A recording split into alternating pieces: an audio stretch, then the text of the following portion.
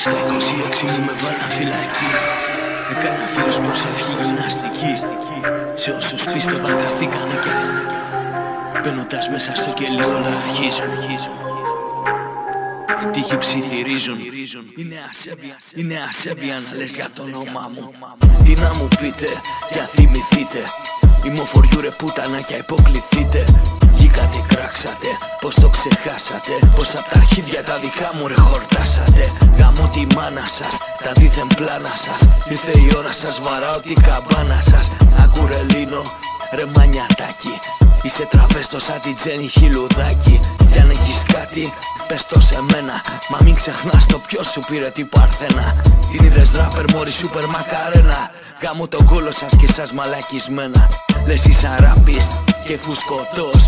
Είσαι γυναίκα ρε πούστρα και κατουράς καθιστός. Γελάει μαζί σου κότα όλη η κοινωνία.